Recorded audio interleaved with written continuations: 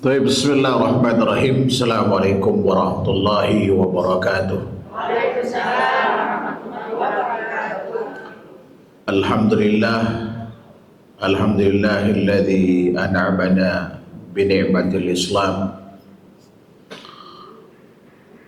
wa azzana bil iman wa razaqana bi ittiba'i sunnati rasulih alaihi salatu wassalam ala fahmi ashabil kiram. Asyhadu an la ilaha illallah wahdahu la syarika lah al-azzul akram wa asyhadu anna muhammadan abduhu wa rasuluhu sayyidul anam. Allahumma salli wa sallim ala Muhammad wa ala alihi wa sahbihi wa sallama tasliman katsira, amma ba'd. Kalau dilihat dari jumlah yang datang, lebih banyak perempuan dibanding bapak-bapaknya. Mungkin bapak-bapaknya lagi ngegoes kebanyakan olahraga karena sepekan penuh beraktivitas di kantor, sementara ibu di rumah, kan begitu. Tetapi anehnya, mayoritas penduduk api neraka itu, saya nggak bilang, tapi mudah-mudahan yang ada di hadapan saya ini adalah penduduk minoritas di surga.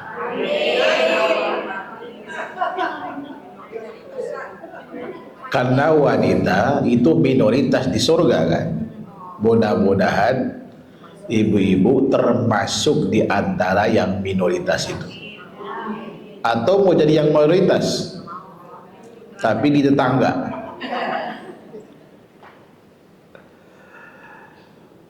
Nah, kemudian yang bisa menghindarkan para wanita itu dari api neraka, yang Rasulullah SAW tekankan untuk dilakukan adalah perbanyak sedekah dan mengakui kebaikan pasangan. Karena ketika ditanya oleh para sahabat wanita, ketika Rasulullah mengatakan inni uridu kunna aksar ahlin nar, aku diperlihatkan bahwa kalian itu mayoritas menjadi penghuni api neraka. Wa bima ya Rasulullah, dengan apa kami? Atau sebab apa kami menjadi mayoritas di neraka itu? Kemudian Rasulullah SAW, kafar dan asir wa kasratul la'an, kalian banyak mengingkari kebaikan suami dan banyak melaknat.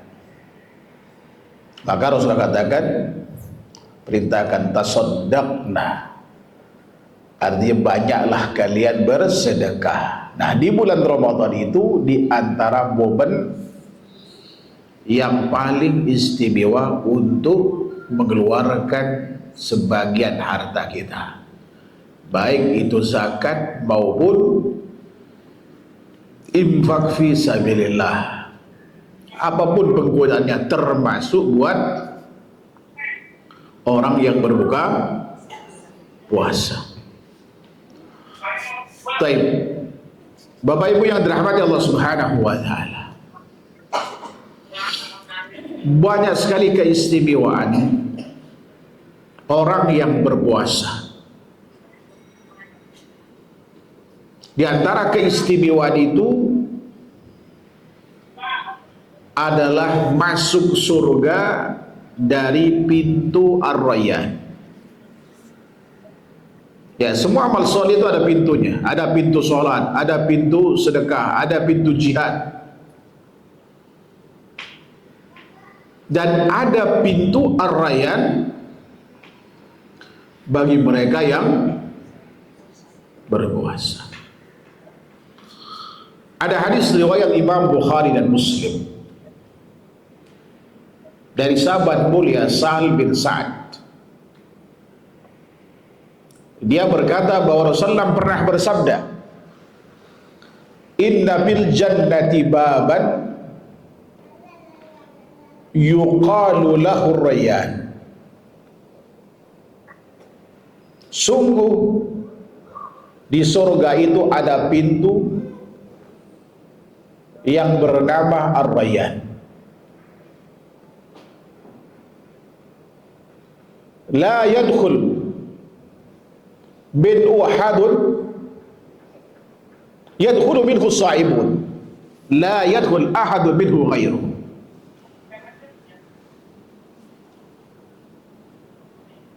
Di mana pintu Ar-Rayyan ini hanya dimasuki oleh orang yang berpuasa, dan tidak seorang pun selain mereka yang memasukinya.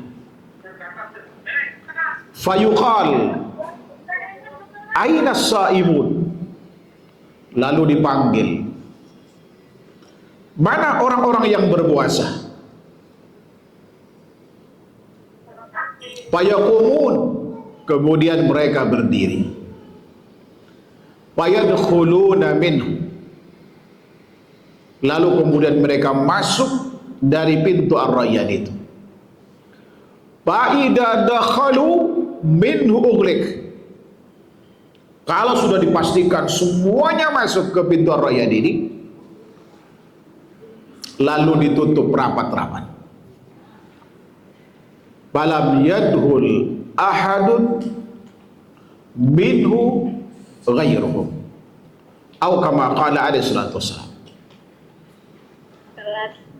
Setelah ditutup itu, maka tidak seorang pun kemudian yang bisa memasukinya kecuali atau selain mereka, yaitu orang-orang yang berpuasa, atau sebagaimana yang dikatakan oleh Rasulullah SAW. Masuk surga adalah keistimewaan. Andai kata kita masuk surga dari pintu manapun, itu adalah keistimewaan. Apalagi ketika dikasih pintu khusus. Ini berarti ada keistimewaan khusus bagi orang yang berpuasa. Kita masuk kadang suatu tempat, ada pintu umum yang bisa dimasuki oleh semua orang di tempat yang sama. Tapi ketika kita seorang pejabat atau orang-orang khusus, tamu-tamu undangan khusus, biasanya pintu masuknya nggak sama dengan mereka. Ada keistimewaannya dibanding dengan yang lain. Soal keistimewaannya apa, itu nggak penting bagi kita untuk mengetahuinya. Yang penting bagi kita masuk surga dulu, ya kan? Dan kemudian meningkatkan kualitas puasa kita. Sebab harus kita ingat dan kita garis bawahi, tidak semua orang yang berpuasa, jangankan mendapatkan Ar-Rayyan, mendapat pahala puasanya pun belum tentu bisa. Dan andai kata didapatkan pahala puasa, belum tentu bisa dipertahankan. Sebab ada penghapus pahala puasa setelah diraih. Ini artinya untuk mendapatkan pahala puasa dan untuk mempertahankannya sampai kita tutup usia bukan pekerjaan mudah. Artinya langkah kita ke Ar-Rayyan itu teramat berat. Bukan berarti mustahil, namun masih bisa diupayakan tergantung usaha atau ikhtiar kita maksimal atau tidak, di samping doa. Kenapa demikian? Sebab Rasulullah SAW pernah bersabda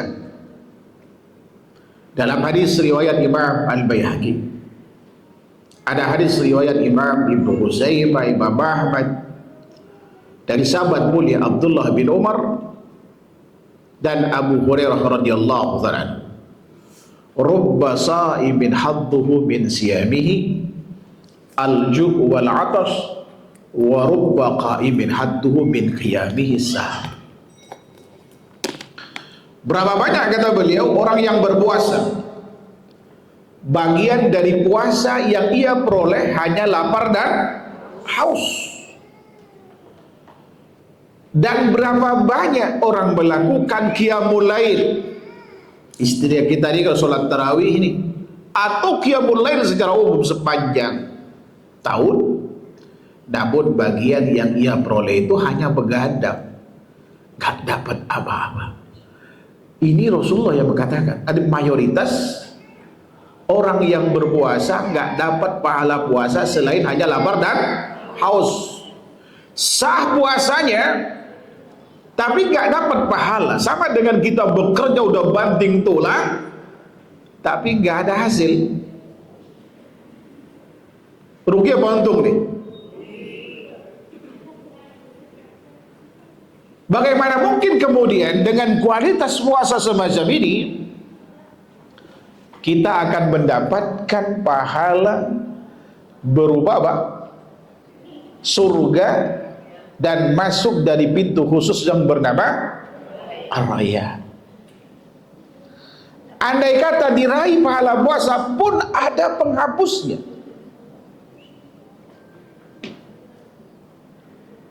Caci makian, bulian, menuduh orang lain berzina, memakan harta orang lain dengan batil, menyebabkan orang lain terbunuh, memukul orang yang tidak salah. Ini salah satu sebab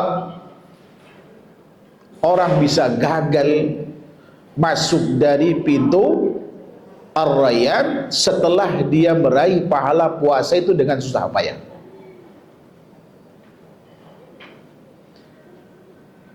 Bahkan dia harus mampir ke neraka. Jangan bermimpi masuk surga dari pintu Ar-Rayyan, tapi bisa jadi dia mampir ke neraka. Dalam hadis riwayat Imam Muslim, Rasulullah SAW itu pernah bersabda di hadapan sebagian sahabatnya, "Atadruna madil muflis?" Kalian tahu siapa orang yang bangkrut itu? Para sahabat yang mendengar pertanyaan ini menjawab, qalu al-muflis fina man la dirham lahu wa la mata. Orang yang bangkrut, kata beliau, di antara kami adalah mereka yang tidak punya uang dirham, tidak pula punya bekal hidup. Ini definisi muflis, orang bangkrut menurut sahabat pada saat itu. Lalu Rasulullah berkata kepada mereka, al-muflis min ummati ya'ti yawmal qiyamati bi salatin wa siyamin wa zakah wa qad syatama hadha wa qadafa hadha wa akala mala hadha wa safaka dama hada wa daraba hada fa utiya hada min hasanati wa hada min hasanati fa in faniyat hasanatuhu qabla an yuqda ma alayhi faturiha alayhi khatayahum summa turiha binnar. Orang yang bangkrut dari umatku nanti, kata beliau, datang di hari kiamat membawa pahala salat. Salat pun tidak mudah diraih pahalanya. Bahkan ada yang mati salat seumur hidup tapi matinya di luar agama Nabi Muhammad SAW, karena salatnya tidak ada satupun yang sah. Ini hadis riwayat Imam Ibnu Khuzaimah dari sahabat mulia Abi Abdillah Al-As'ari Al-Ansari. Kemudian membawa pahala puasa, sementara mayoritas puasa seseorang itu banyak tidak diterima. Dia dapatkan hanya lapar dan haus. Ini berarti dengan susah payah dia mendapatkan pahala puasa itu. Dan juga membawa pahala zakat, dan tidak mudah juga mendapatkan pahala zakat. Bahkan 1 dari 3 orang yang pertama kali dinyalakan neraka oleh Allah Subhanahu wa taala adalah orang yang punya harta, berderma di mana-mana, tapi tujuannya supaya dibilang apa? Jawad, dermawan. Artinya tidak ikhlas. Biasanya yang infaknya gede, walaupun dibilang hamba Allah, itu yang hamba Allah nomor 2 tadi itu saya. Ya kan? Sulit untuk ikhlas. Andai kata yang diinfakkan pun yang kecil. Coba lihat orang ketika masukin duit di masjid dikencrengan, sampai ditutupin itu. Bukan kena gede pengen ikhlasnya, tapi kena takut ketahuan nominalnya berapa. Sampai duitnya yang teriak, celeng, saya 1000. Artinya tidak mudah untuk meraih pahala apa? Zakat. Sekali didapat pahalanya, itu bisa sirna, baik pahala sholat, puasa, zakat. Dengan apa? Kata Rasulullah, waqad syatama hadza, dia pernah mencaci maki orang ini. Coba saya ingin tahu, siapa di antara kita yang nggak pernah mencaci maki orang? Dasar kurang ajar, nggak tahu diri. Ada nggak pernah? Pernah atau sering? Atau jangan-jangan habit tuh, kebiasaan? Enggak, insya Allah ya, enggak salah. Ini bahaya. Kadang orang itu ada yang belum puas dengan caci makiannya, kecuali orang itu terpojok, terhina, senang dia kan. Padahal ingat, di saat dia hinakan dengan kata-kata kotornya itu, yang betul-betul terhina bukanlah orang yang kita hina, tapi kita sendiri yang menghinakan diri kita di hadapan Allah Subhanahu wa taala. Sebab dengan cacian itu, ya kan? Dengan cacian itu, pahala, kalau kita punya pahala nih, itu dibagi-bagi kepada orang yang pernah kita caci maki. Ya kan? Kalau pahala kita habis, maka kemudian dosa orang itu dilimpahkan kepada yang mencaci maki. Bisa jadi orang yang kita hinakan, kita nistakan, kita hancurkan harkat martabatnya di dunia, walau dia pelaku maksiat, sepanjang dia muslim, bisa jadi dia masuk surga itu karena cacian Anda. Inilah pentingnya menjaga lisan. Bahkan dalam hadis riwayat Imam Ahmad, juga seingat saya riwayat Imam At-Tirmidzi, sahabat mulia Abu Hurairah radhiyallahu anhu, sewaktu-waktu ada para sahabat itu datang menjumpai Rasulullah, dan mereka berkata kepada Rasulullah, ya Rasulullah, inna fulanan tusallil lail wa tasubun nahar wa hiya tu'dhi jiranahu bilisaniha. Apa kata Rasulullah? La khaira fiha wa hiya min ahlin nar. Ya Rasulullah, itu ada wanita Fulanah, nggak disebut namanya, walau mereka tahu sejatinya.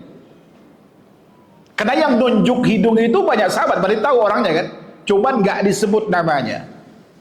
Ini orang masya Allah ahli ibadah, rajin qiyamul lailnya, bukan hanya sholat wajib, tapi sholat sunnah 2 dilakukan, puasa tiap hari. Dalam riwayat lain, kemudian dia bersedekah juga, watab'an, dan dia melakukan banyak kebaikan.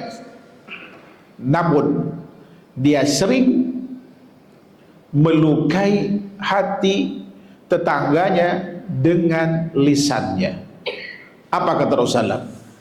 Tidak ada kebaikan bagi wanita ini. Dia termasuk penghuni neraka.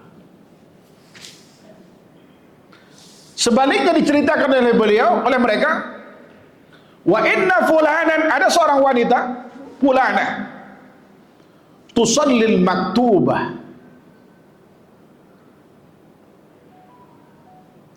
Ada seorang wanita yang sholatnya, yang ibadahnya itu hanya sholat wajib aja. Dia nggak melakukan yang sunnah-sunnah. Dia hanya bersedekah dengan sedekah yang sangat sederhana. Namun dia wala tu'di ahadan bilisaniha. Tapi dia nggak pernah nyakitin tetangganya dengan lisannya. Apa kata Rasulullah? Fahiya min ahlil jannah. Dia termasuk penduduk surga. Jadi lisan ini luar biasa bahayanya bagi kita, dan itu bisa menghilangkan kesempatan untuk masuk surga. Sebab seluruh amal kebaikan yang dilakukan, sholat, puasa, sedekah, itu sirna dengan cacian makian tadi itu. Ya kan? Dengan cacian makian. Dan betul apa yang dikatakan oleh Rasulullah sallallahu alaihi wasallam. Singkat saya, hadis ini riwayat Imam Ibnu Majah. Aktsaru ma yudkhilun nasan nar al-ajwafan. Yang paling banyak memasukkan manusia ke neraka itu adalah dua rongga, yaitu lisan dan kemaluan.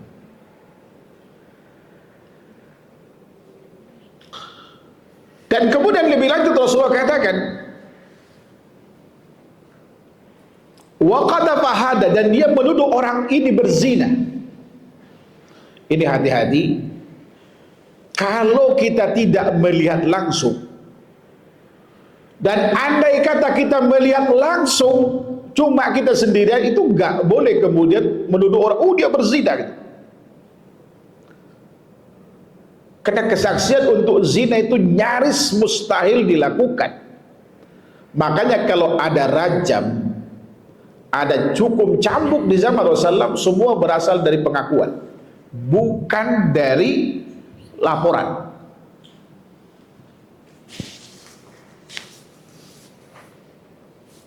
Nah biasanya ini yang sedang infotainment itu hati-hati. Kadang artis itu memang membuat, udah kerjasama barangkali dengan infotainment untuk mengangkat diri ketika udah redup. Banyak cara mereka lakukan. Yang penting namanya tetap eksis dan dikenal dalam ingatan penggemarnya. Contoh dulu ada artis ya, saya gak sebut nama. Itu jadi heboh di ibu-ibu pengajian. Di mana saya ngaji ditanya, Ustadz gimana hukumnya? Si fulan baru nikah. Kata dia 1 bulan hamilnya 3 bulan. Bukankah itu zina? Saya bilang, Anda tahu dari mana zina? Bisa jadi, saya bilang itu, dia nikahnya sudah 3 bulan, sirri, baru dipublikasikan oleh media. Ya apa tidak? Setelah, ya kan, hamil 3 bulan, bisa jadi. Karena dia muslim, cowoknya muslim, ceweknya muslim. Atau bisa jadi dia nikah 2 bulan, sirri, sah secara syar'i, bahkan secara negara juga sah. Bisa sirri secara syar'i saja, juga bisa sah secara negara. Nikah di KUA, cuman tidak dipublikasikan, baru dipublikasikan setelah, ya kan, 3 bulan, 2 bulan dari pernikahan. Bisa jadi kan, artis itu bisa melakukan apa saja. Karena bagi mereka itu nggak penting selain popularitas. Setelah itu kan booming, dan dia iklannya Masya Allah dapat endorsement luar biasa gitu kan. Sementara kita telah menuduhnya berzina, ya kan, dosa dia bisa berkurang karena Anda menuduhnya berzina. Sementara pahala kita bisa berkurang, pindah ke dia. Bisa jadi dia masuk surga karena apa? Karena tuduhan, ya kan, orang lain berzina. Pada waliyadzubillah. Termasuk memakan harta orang lain dengan batil. Ini hati-hati. Kadang suami nitipin uang kepada istri, ini duit dipegang ya, dan digunakan hanya untuk kebutuhan saja. Lalu ditoel sedikit tuh, diambil 10.000, 100.000, atau kalau udah miliaran diambil 1 juta, kan suami nggak akan tahu ini. Itu bukan harta ibu, tapi harta suami. Ya kan?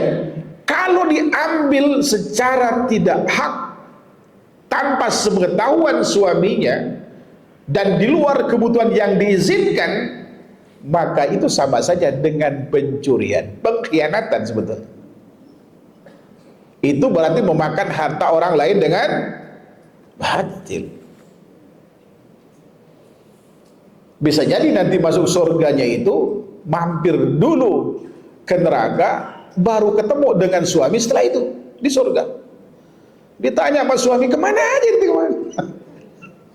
Mampir dulu. Apa sebabnya? Dulu ngambil duit kamu saya nggak izin. Bisa jadi. Ini hati-hati, ya kan? Dan banyak ibu-ibu, saya bicara bukan ibu-ibu di sini, karena ini ibu termasuk yang minoritas tadi kan, minoritas di surga. Ketika saya jelaskan ini, ada ibu-ibu, Pak Ustadz gimana dong saya? Selama ini saya bohongin suami saya. SPP anak saya itu cuma 3 juta Pak Ustadz. Tapi saya selalu minta 500.000 per bulan, lebih dari yang 3 juta. Buat apa? Saya buat naktir teman-teman katanya. Kan itu baik katanya. Saya bilang baik menurut Anda, tapi dalam agama itu Anda menipu suami. Itu mengambil hak suami dengan batil. Ini yang bisa menghilangkan pahala, Pak. Salat, puasa, dan zakat itu termasuk menyebabkan orang lain terbunuh dan memukul orang yang tidak bersalah. Maka kata Rasulullah, Fa'utiya hada min hasanati, maka kebaikan-kebaikannya itu dibagi-bagikan kepada orang yang pernah dicaci makinya, dituduh berzina, dan dimakan hartanya dengan batil. Kalau pahalanya habis alias bangkrut, sementara dosa yang ditanggungnya masih ada dan belum selesai diadili, maka dosa orang yang pernah dicaci makinya tadi dilimpahkan ke ahli ibadah, dan ahli ibadahnya dilemparkan ke dalam neraka. Ya kan? Kemarin saya ada bahasan tentang wanita ahli ibadah menjadi penghuni neraka. Sudah kita bahas di Yasmin. Bapak Ibu yang dirahmati Allah Subhanahu wa taala. Nah, di bulan Ramadan ini Allah Subhanahu wa taala manjakan kita untuk melangkah menuju Ar-Rayyanin sepanjang kita patuhi seluruh rambu-rambu yang Allah tetapkan. Ada berupa perintah untuk dilakukan, ada berupa larangan yang harus dihindari. Keduanya ibadah. Jadi ibadah itu yang selama ini kita asumsikan hanya menjalankan perintah, itu kurang benar. Sebab menjauhi larangan juga ibadah. Ya kan? Ibu sedang haid, apa yang mesti lakukan Pak Ustaz? Saya nggak bisa beribadah. Siapa bilang dengan haid nggak bisa beribadah? Semua yang dilarang karena ibu haid dan ibu taati karena ada larangan itu, maka dengan menghindari larangan itu ibu sedang beribadah. Karena sikap yang ibu ambil itu karena sikap agama, bukan kemauan pribadi. Baik, yang pertama, langkah yang harus kita ambil agar kita mendapat Ar-Rayyan, saya sebutkan secara singkat karena dikasih waktunya sampai jam 11, habis itu tanya jawab, berarti ada kurang lebih waktu 38 menit. Insya Allah cukup. 48 lah ya, cukup lah insyaallah. Yang pertama, pastikan kita puasa itu karena iman dan berharap pahala dari Allah Subhanahu wa taala. Artinya kita melakukan itu murni hanya karena Allah. Sebab amal-amal besar yang saya sebutkan tadi, satu di antaranya zakat atau infak yang dilakukan oleh seorang yang menyebabkan pelakunya masuk neraka, disebabkan karena tidak ikhlas. Dan Allah Subhanahu wa taala telah memberikan peringatan sekaligus ancaman bagi kita. Setiap melakukan amal lalu kemudian kita menyekutukan Allah, artinya tidak ikhlas, bukan karena Allah dalam amal itu, maka Allah akan tinggalkan kita dan sekutu kita. Artinya kita nggak dapat pahala. Ada hadis riwayat Muslim, Rasulullah SAW pernah bersabda, "Ana aghna syuraka 'ani syirik." Katanya, "Man amila amalan asyraka fihi ma'i ghairi taraktu wa syirka." Aku zat yang tidak butuh sekutu, kata Allah. Barang siapa yang melakukan suatu amal menyekutukan aku dengan yang lain dalam amal itu, aku tinggalkan dia dengan sekutunya. Artinya dia tidak dapat pahala. Seorang ibu yang merasa masalah dengan timbangan badannya, bahkan kadang ditanya berapa beratnya, selalu menyalahkan timbangan badan. Timbangannya yang disalahkan, enggak, kayaknya ini error. Ya kan? Begitu datang bulan puasa senang sekali. Tujuan dari puasanya karena ingin kurus. Kalau itu tujuannya, maka kita tidak mendapatkan pahala puasa. Ada nggak yang kayak gitu tuh? Ada dan banyak. Ini salah satu sebab kita tidak mendapatkan pahala puasa. Sebab yang Allah inginkan itu hanya puasa karena Allah. Kalau kita lakukan hanya karena Allah, pertama ada ampunan dosa dari puasa yang kita lakukan. Dalam hadis Al-Bukhari misalkan Rasul pernah bersabda, "Man shama Ramadhana imanan wa ihtisaban, ghufira lahu ma taqaddama min dhanbihi."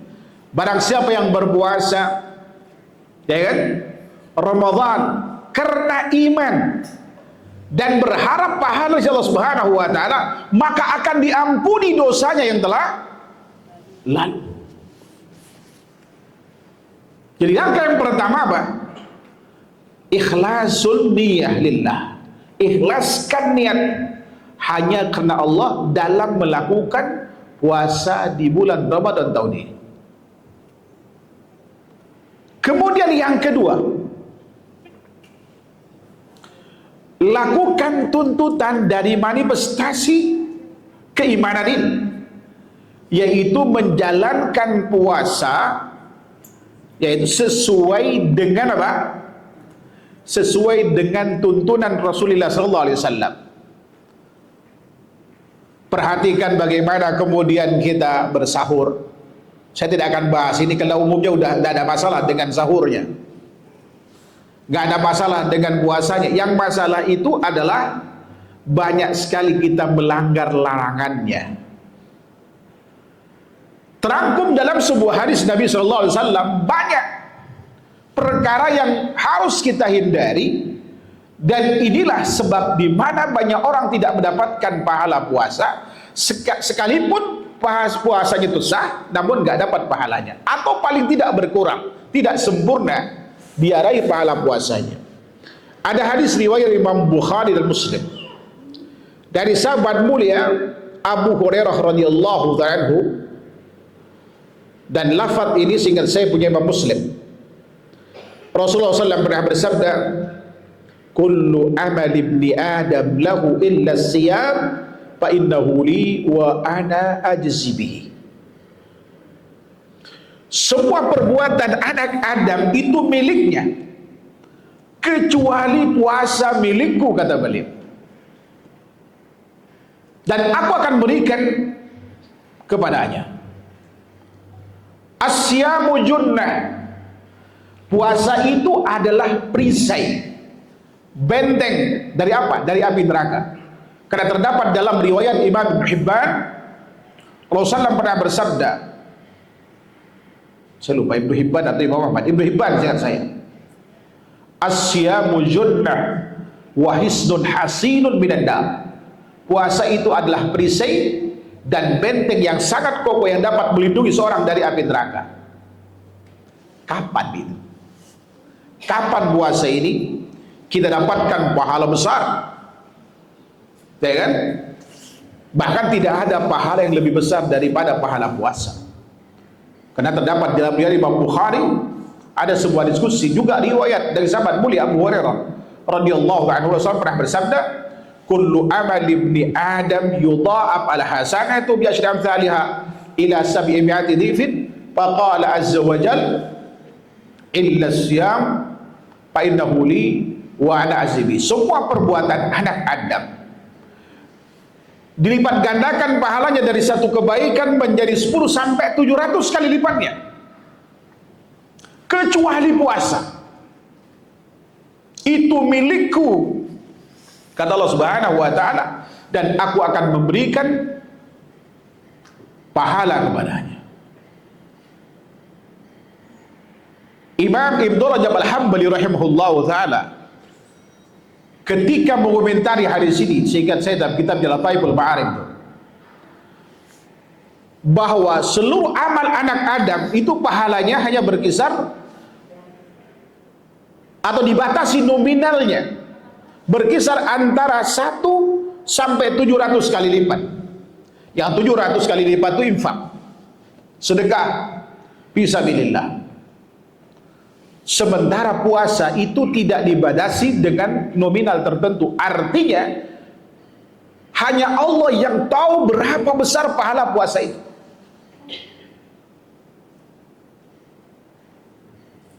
Karena pahala puasa ini multi pahala, multi keistimewaan, bahkan bisa memberikan syafaat bagi orang yang amalnya barangkali tidak cukup untuk menjemput rahmat Allah Subhanahu wa ta'ala, namun puasanya bisa dipertahankan pahalanya sampai tutup usia. Andai kata amal, ya kan, solehnya tidak lebih berat dibanding maksiatnya, dosanya, begitu dinaikkan pahala puasa itu bisa jomplang begini. Ini pahala puasa, ini yang harus kita kejar. Nanti kita bahas bagian terakhir insyaallah ta'ala tentang keistimewaan puasa, diantaranya adalah memberikan syafaat bagi pelakunya. Namun dalam kasus ini diantara pahalanya itu tidak dibatasi dengan nominal tertentu itu. Sebab kata beliau, puasa itu adalah kesabaran. Lalu beliau mengutip firman Allah Subhanahu wa ta'ala, penggalan ayat 10 dari surah Az-Zumar. Allah berfirman, innama yuwaffas sabirun ajrahum bighairi hisab. Hanya orang yang sabarlah yang akan diberikan pahala tanpa batas. Jadi puasa itu adalah kesabaran. Artinya bahwa orang yang melakukan puasa itu bisa melakukan 3 macam sabar sekaligus.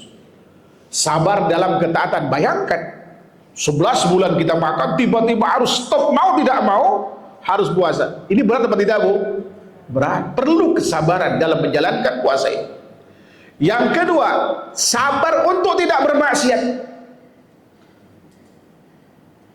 Walau ibu baru nikah, yang kedua misalkan suami yang pertama hilang, entah meninggal atau ya kan cerai, nikah kan, walau pengantin baru, begitu puasa Ramadan kan nggak melakukan hubungan badan kan, berat apa tidak itu?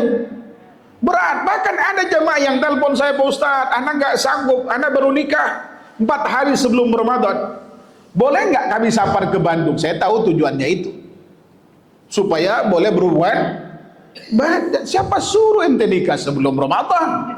Nyiksa diri. Kenapa nggak bulan Syawal kan begitu? Itu nggak boleh. Anda harus harus sabar, kan begitu. Ini Masya Allah, kalau dia mampu bersabar dengan ujian ini, pahalanya berlipat-lipat ganda lagi.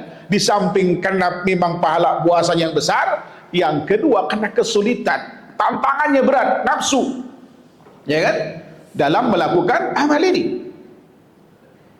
Dan Rasulullah katakan, inna idhamil jaza ma'idhamil bala. Besarnya pahala itu sangat tergantung pada besarnya ujian. Artinya di saat seorang melakukan amal, semakin berat tantangan itu semakin berat, ya kan, pahalanya. Sama dengan seorang ibu yang mau umrah, mau haji, harus didorong, kan, itu perjuangan berat, tapi pahalanya bisa jadi lebih besar dari orang yang sehat, karena susah payahnya itu, ya kan. Oleh karenanya jangan pernah jadi penghalang karena udzur sakit dan seterusnya, sepanjang masih sehat, hanya karena nggak bisa jalan lalu kemudian menunda umroh dan haji. Tidak. Semakin sulit itu ternyata Allah ingin menghadiahkan kepada kita, dan kondisi itu Allah berikan kemampuan untuk haji umroh, untuk mendapatkan pahala lebih dibanding yang didapatkan kawan-kawan yang berangkat dengan kita. Bisa lebih besar kita. Tapi jangan kemudian berdoa minta sakit kaki nggak bisa jalan, ya jangan. Kalau memang situasinya seperti Allah takdirkan begitu, silakan, tidak masalah. Bapak Ibu yang dirahmati Allah Subhanahu wa taala. Kemudian yang ketiga, sabar dalam penderitaan. Di bulan Ramadan kita masih dituntut untuk meladeni suami, kan, nyuci dan segala macam kalau bagi yang nggak punya pembantu, atau harus bekerja dan seterusnya. Atau yang laki-laki Masya Allah bekerja seperti biasa, ketika datang haus, datang lapar, walau sendiri, kita nggak berani nyentuh air dan makan, karena sadar kita sedang berpuasa. Kita bersabar karenanya. Maka karena inilah Allah Subhanahu wa taala berikan pahala puasa tanpa batas. Kapan kita mendapatkan keistimewaan ini? Dan kapan kemudian kita mendapatkan puasa itu sebagai benteng kita dari api neraka? Kalau kita melakukan hal-hal berikut ini, menjauhi hal-hal berikut ini.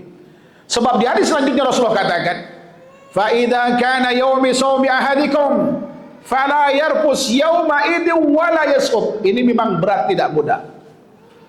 Apabila di hari seorang di antara kalian puasa, kata Rasulullah, hindari yang namanya rafas. Rafas itu ucapan yang bernuansa porno. Ada yang mengartikan ucapan yang sia-sia. Sebetulnya maknanya sama, mutaqarib. Ini ikhtilaf variatif dalam makna dari rafas itu. Sebab ucapan yang bernuansa porno nggak ada manfaatnya juga, kan. Sekalipun suami baru pulang tugas setelah ada yang 4 bulan tuh, ada yang 6 bulan, baru datang di bulan Ramadan. Jangan nyerempet-nyerempet ngomongnya, walau itu pada pasangan kita yang nuansanya porno. Kalau kita lakukan, itu bisa mengurangi pahala puasa atau bisa menghilangkan pahala puasa. Tapi kalau kita hindari, itu ibadah dan memperbesar peluang kita untuk mendapatkan pahala dari puasa di samping keistimewaannya. Yang kedua, hindari wala yasub. Yasub ini ngomel.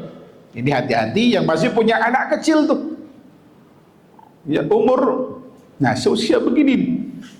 Tapi nggak semua anak begini, iya kan? Kita harus teriak terus. Punya anak 3-4, biasanya teriak-teriak. Kapan ibu teriak-teriak itu? Biasanya waktu asar, ya kan?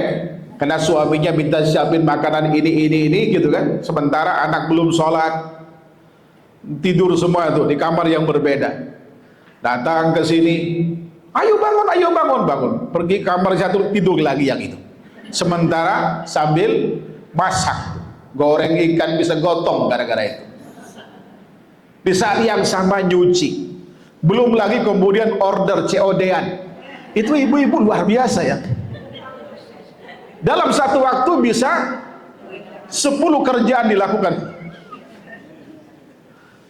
Itu luar biasa. Sampai kemudian kadang telur gotong gitu. Makanya ibu-ibu harus disayang tuh sama suaminya itu. Ya ibu ya, harus disayang. Ini yang kadang-kadang dilupakan oleh suami. Padahal luar biasa jasa wanita itu, apalagi melahirkan. Maka saya sarankan para suami, lihatlah bagaimana istri Anda melahirkan. Karena saya pernah melihat istri saya bagaimana berjuang untuk melahirkan itu. Makanya ketika ada masalah, saya ingat itu hilang. Kalau lagi ada kesel gitu kan, saya ingat aja kebaikannya. Apalagi waktu melahirkan, hilang tuh kemarahan itu berkurang. Tapi kalau yang diingat, yang diabsen keburukan, itu yang menyebabkan cerai. Tapi jarang memang suami yang kadang absen itu jarang sekali. Yang tipikal cewek kan, kalau cewek wajar itu ahli sejarah, ya kan? Kan ngabsen udah dilupain, udah minta maaf, tetap aja di absen itu kesalahan-kesalahan sebelumnya. Kenapa Pak? Karena suaminya pelaku sejarah. Jadi klop deh, istrinya penulis sejarah, suaminya pelaku sejarah. Diulang terus kan kesalahan itu. Bagaimana nggak kesel? Ini Pak Ustadz udah selingkuh sekali, udah ada maafkan, ini selingkuh lagi. Saya tanya berapa kali Mas? 3 kali Anda khilaf Ustadz. Saya bilang kalau sekali khilaf, kalau 3 itu doyan. Itu memang ada suami-suami yang kurang ajar memang. Itulah hidup. Hampir setiap hari saya nanganin masalah ini, baru dari tadi 3 gitu. Hampir tiap hari cerai itu. Bukan masalah duit, mereka ada yang kaya raya itu luar biasa. Tapi kenapa? Karena minimnya pengetahuan agama. Inilah pentingnya ibu ngaji. Coba ajak suaminya ngaji. Kalau suaminya ngaji, sama-sama tahu itu enak. Ini tadi KDRT karena istrinya ngaji, suaminya enggak. Anak dipukul Ustaz. Suami saya belum ngerti sunnah. Dalam hati saya, kenapa disuruh sama Allah nyuruh yang agama, kamu pilih yang itu? Cuman kesian aja kan. Baru sadar pentingnya agama itu, sadar ada komplain. Baru tahu kemudian butuh kita dengan puasa ini, kalau kita tahu ilmunya. Kalau enggak, ya kan, pengajian tentang ini kadang-kadang enggak mau dihadiri. Ah itu kan puasa udah biasa lah, masa puasa aja kita enggak tahu. Tapi ternyata begitu kita gali, banyak ilmu yang belum kita ketahui. Inilah pentingnya menuntut ilmu itu. Bapak yang punya rahmat Allah Subhanahu wa taala. Hindari ngomel walaupun berat. Kemudian dalam riwayat lain, wala yajul, jangan melakukan perbuatan yang sia-sia. Ini kebanyakan, khususnya bapak-bapak. Bahkan ada ibu yang curhat ke saya, Pak Ustadz, bagaimana hukumnya? Suami saya itu senangnya goes, naik sepeda. Kalau habis sahur Pak Ustadz, itu dia dari Bekasi Bu, kemana? Ke Puncak. Saya bilang ini bukan olahraga, itu hobi Pak Ustadz katanya. Ini termasuk perbuatan yang sia-sia. Dilakukan di bulan Ramadan, itu bisa menghilangkan kesempatan untuk meraih pahala. Bukan tidak boleh olahraga, tapi kalau sudah melampaui batas, berapa kilo Bekasi Puncak? Mungkin 100 kilo ada. Kebayang sholatnya di tengah jalan, sholat subuhnya. Baru pulang menjelang maghrib, kata istrinya itu. Itu dengan komunitasnya Pak Ustaz. Hobi boleh, hobi, tapi jangan kemudian di bulan Ramadan melakukan itu. Atau ibu-ibu yang suka koleksi makanan, biasanya menjelang buka puasa itu Masya Allah, ngelihat ini enak, dibeli semua. Begitu nyampe rumah, ada dikumandangkan, ketemu air seteguk, hilang tuh semua itu. Ya apa tidak? Bu, kenapa nggak makan? Aduh, malas. Itu nafsu. Kita sebetulnya sedang diminta untuk mengendalikan nafsu makan kita sebenarnya Allah Subhanahu wa taala. Itu termasuk buat perbuatan sia-sia juga kalau habis waktu ngebuburit, istilah orang Sunda. Bukan tidak boleh kita hunting makanan secukupnya buat kebutuhan misalkan keluarga kita atau mau berbagi dengan sesama kita. Itu mulia. Tapi kalau Masya Allah huntingnya dari asar 3-4 jam, ya kan? Itu juga tidak dibenarkan. Fa'in syata mawahad. Jadi pertama kali hindari rafas tadi kan, hindari ngomel, hindari melakukan perbuatan yang sia-sia. Lalu yang keempat, hindari mencaci maki orang, Bu. Kemudian yang kelima, meladeni orang mencaci maki. Fa'in syata mawahad. Kalau ada orang yang mencaci maki, au qatalah, yang berikutnya yang keenam, sekaligus kemudian yang ketujuh, ngajak berantem, jangan diladenin. Ini biasanya kalau orang dicaci maki, kadang masih bisa bersabar kan, tapi kalau sudah dia diem, biasanya ngedorong-dorong tuh, apalagi depan orang banyak. Tuh lihat si fulan dihina kita kan. Awalnya kita bersabar, lama-kelamaan kita didorong, akhirnya terpancing emosi.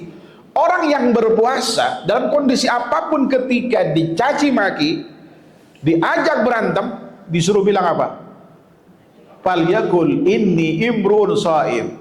Hendaklah dia berkata, saya sedang berpuasa. Tapi bukan berarti Mas, Mbak, Bu, mohon maaf, saya sedang berpuasa. Lagi lemes nih, kalau mau berantem ntar malam aja. Bukan ini yang dimaksud oleh hadis ini. Nanti selama Ramadan, siang dan malam itu dilarang, ya kan? Cekcok mulut dan berantem fisik. Kalau ini dilakukan, ini yang menyebabkan seorang tidak mendapatkan apa-apa dari puasanya. Falyakul inni imru'un sha'im walladhi nafsu Muhammadin biyadihi la khalufu famus sha'im atyabu indallahi yaumal qiyamati birrihil misk. Demi jiwa Muhammad yang berada di tangannya, sungguh bau mulut orang yang berpuasa itu jauh lebih wangi kelak di hari kiamat di sisi Allah daripada minyak kasturi. Itu nanti bau mulutnya itu lebih wangi dari minyak kasturi, itu nanti di akhirat. Di dunia mah tetap bau. Makanya jangan jadi candaan. Kadang-kadang ibu-ibu mau cium bau surga enggak? Ya enggak boleh. Di dunia mah tetap bau, di akhirat kelak diganti Allah Subhanahu wa taala. Mungkin kena bau mulut itu orang menjauh dari kita, tapi kalau kita melakukan itu karena kita taat kepada Allah, karena puasa, insya Allah Allah akan ganti kondisi itu kelak lebih wangi daripada apa? Minyak kasturi. Ini hadis riwayat Imam Bukhari dan Muslim, lafadznya punya Muslim. Kemudian perkara lain yang harus dihindari di samping yang tersebut tadi, hindari perbuatan dan ucapan dusta. Dalam hadis riwayat Bukhari, Rasulullah SAW pernah bersabda, sehingga saya dari sahabat mulia Abu Hurairah radhiyallahu anhu, Rasulullah SAW pernah mengatakan, man lam yada qaula zur wal amal bihi falaysa lillahi hajatun fi ayyad'a ta'amahu wa syarabah. Barang siapa yang tidak meninggalkan ucapan dan perbuatan dusta, maka Allah tidak butuh meskipun dia telah meninggalkan makan dan minumnya. Artinya Allah nggak beri pahala. Kalau orang masih berdusta di bulan Ramadan, termasuk perbuatan dusta Saya dulu selalu contohkan ketika naik komuter lain itu, orang begitu duduk pura-pura tidur. Dusta nggak itu? Dusta. Agar ibu-ibu nggak menggantikan posisi dia, kan gitu. Jangan-jangan juga termasuk ibu-ibu yang pendek pakai sepatu high heel supaya kelihatan. Bohong nggak tuh? Hati-hati, Bu.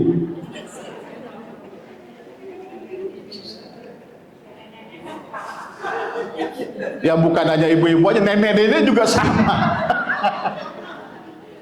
Bukan soal menarik atau tidak, tapi poinnya situ adalah ucapan dan perbuatan dusta. Nggak boleh di bulan Ramadan ini. Ini yang bisa menghilangkan kesempatan orang untuk meraih pahala puasa. Jangan memimpi arroyan, puasa saja bisa saja tidak sah, atau sah tapi nggak dapat pahala puasa, atau dapat tapi tidak sempurna. Ini yang harus kita hindari selama berpuasa. Ini yang harus kita hindari. Yang di samping tentu pembatal puasa. Saya nggak akan bahas pembatal puasa karena umumnya kita udah tahu.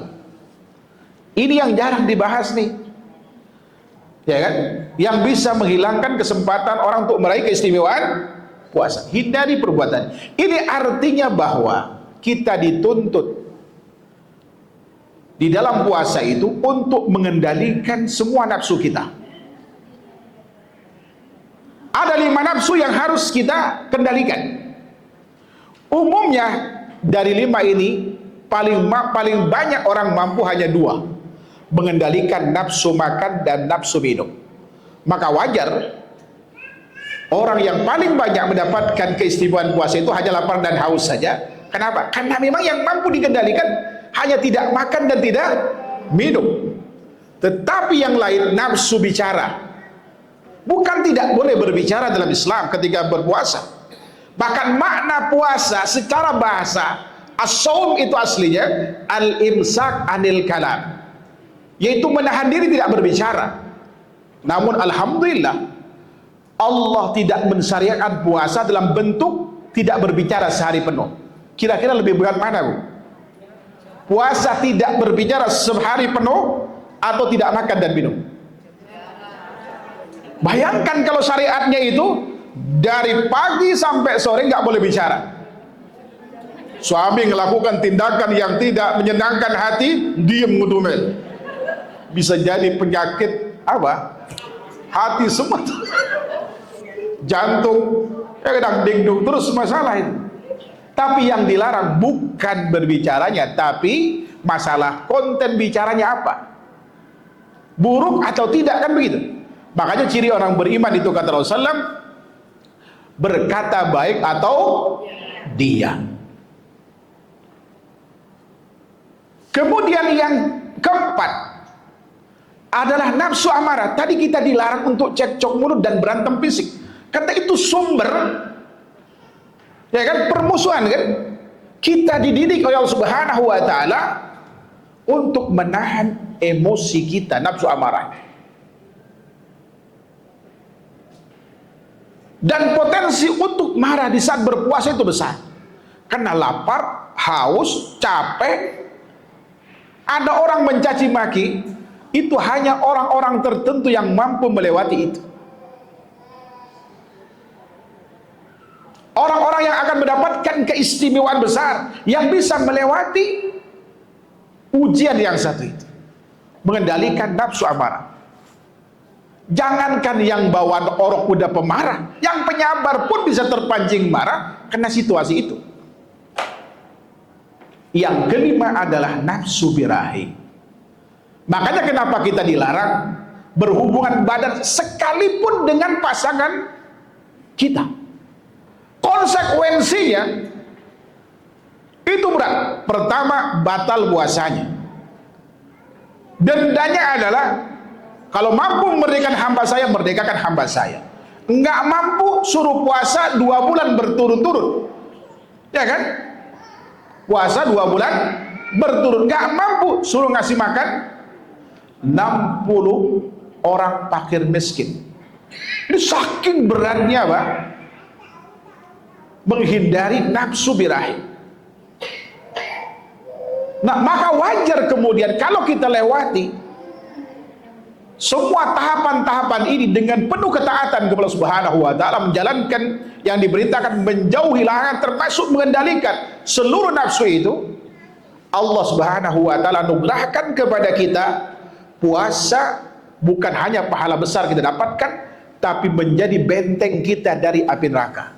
Asyamu junnah. Puasa itu perisai dari apa? Hisnun hasinun minar, benteng yang sangat kokoh yang dapat melindungi seorang dari api neraka. Kenapa? Karena diharapkan dari puasa Ramadan sebulan penuh itu seluruh nafsu terkendali yang asalnya mendorong kita untuk melakukan maksiat, karena dibiasakan dari awal sampai terakhir kita melakukan ketaatan.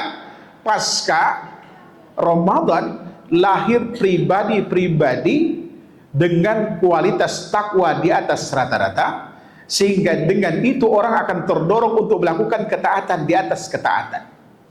Boleh dikatakan puasa itu di bulan Ramadan sebulan penuh ngecas semangat untuk melakukan ketakwaan kita kepada Allah. Setelah 11 bulan penuh leka-liku, ya kan, dalam menjalani hidup ada ketaatan, ada maksiat yang dilakukan. Dicas setiap tahun itu. Makanya puasa ini merupakan syariat bagi seluruh umat. Sejak zaman Nabi Nuh AS sampai kepada Nabi Muhammad SAW. Walaupun tata cara puasanya satu dan lainnya berbeda, dan yang paling sempurna adalah puasa yang kita lakukan dengan syariat kita Nabi Muhammad SAW.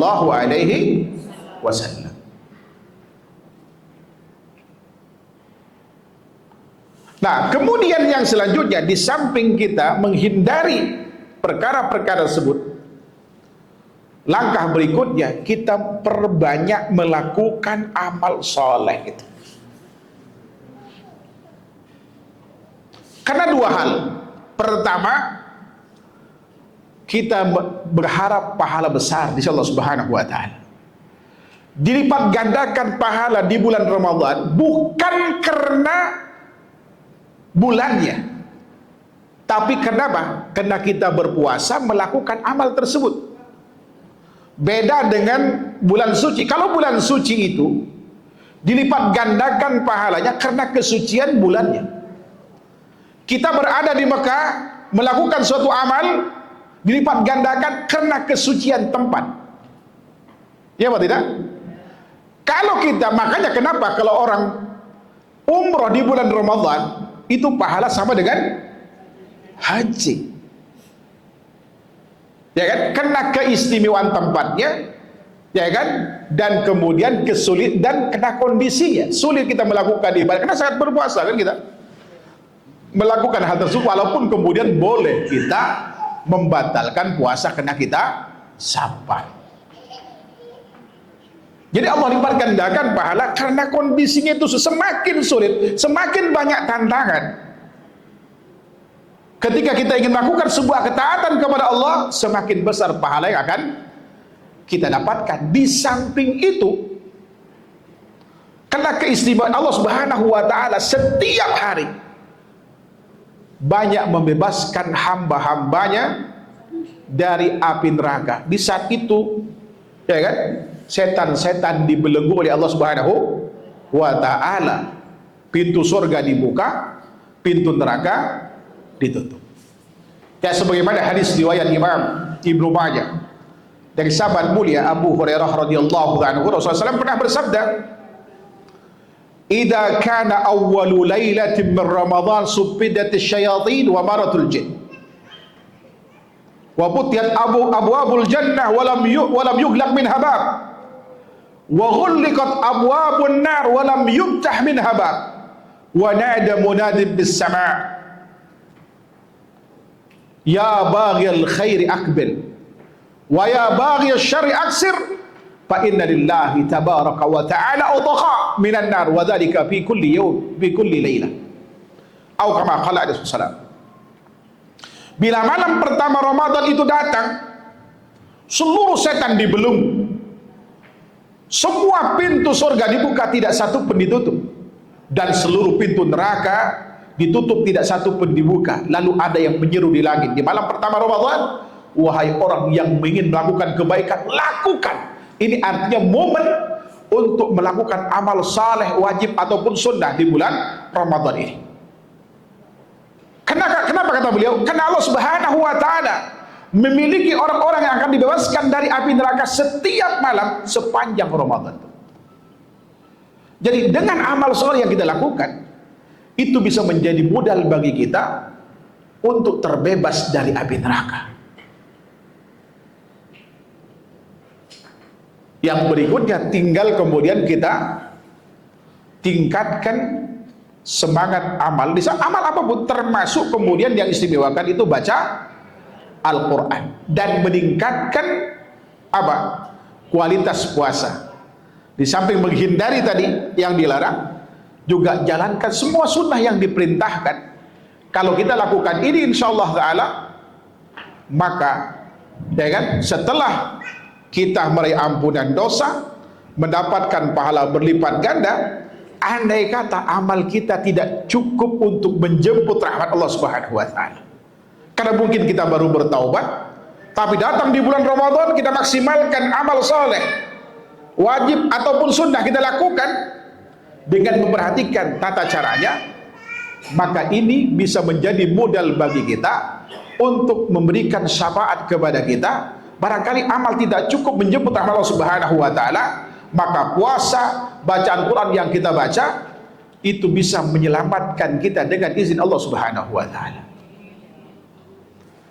Sebagaimana hadis riwayat Imam Tabrani, juga Imam Ahmad singkat saya, dari sahabat mulia Abdullah bin Amr bin As radhiyallahu anhu. Beliau berkata bahwa Rasulullah pernah bersabda, Al-Quran wasyam yasfa'ani lil abdi yawmal qiyamah. Puasa dan Al-Quran itu kelak di hari kiamat akan memberikan syafaat bagi seorang hamba. Fayaqulu siyam, ya Rabbi, mana'tu ta'am wasyahwat bin nahar min ajli masya'bidini. Puasa berkata kepada Subhanahu wa ta'ala, ya Allah, dulu aku pernah melarangnya makan dan memberi syahwatnya di siang hari karena dia puasa, karena aku. Izinkan aku untuk memberikan syafaat kepadanya. Quran yang kita baca di malam hari, dia berkata kepada Subhanahu wa ta'ala, ya Rabbi, mana'tu nauma bil laili min ajli fasya'fidini. Ya Allah, dulu aku pernah melarangnya tidur malam karena membaca aku, baik bersamaan dengan sholat malam kita atau setelah sholat malam tarawih mungkin di masjid, lalu kemudian di rumah bangun malam kita baca Quran, bukan sholat lagi sunnahnya, tapi perbanyak baca Al-Quran dan perbanyak doa dan istighfar. Walaupun boleh kita melakukan sholat lagi, namun tidak lebih afdal dibanding kalau kita membaca Al-Quran di malam hari itu dan kemudian kita berdoa serta beristighfar. Ya kan? Karena orang beristighfar pada waktu sahur itu sangat istimewa. Karena Allah puji dalam surah Al-Imran, wal mustaghfirina bil ashar. Ya kan? Dan orang yang gemar beristighfar pada waktu sahur, di saat Allah turun ke langit terdekat, Allah berkata, "Faman dalladhi yastaghfiruni fa'ughfirullah." Barang siapa yang minta ampunan kepada, pasti aku akan berikan padanya. Al-Quran berkata kepada Subhanahu wa ta'ala, ya Rabbi, ya Allah, dulu aku pernah melarangnya tidur malam karena dia membaca aku. Oleh karenanya izinkan aku untuk memberikan syafaat kepadanya. Payusyafan atau payashfa'at, keduanya memberikan syafaat atau keduanya diberikan izin untuk memberikan syafaat. Apa itu syafaat? Syekh Shalih Utsaimin rahimahullah ta'ala mendefinisikan syafaat itu at-tawassutu lil ghair li jalbi manfaatin aw dham'i madarrah, menjadi perantara bagi orang lain, dalam hal ini puasa, bagi orang yang melakukan puasa, untuk mendatangkan manfaat atau menjauhkannya dari mudarat.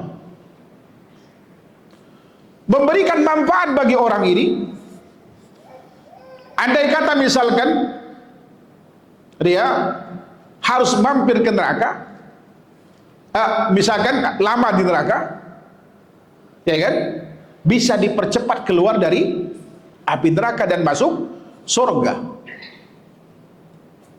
atau menjauhkan dari mudarat. Yang tadinya harus mampir ke neraka bisa nggak mampir karena ada syafaat puasa dan bacaan Al-Quran tadi. Ini keistimewaan puasa itu.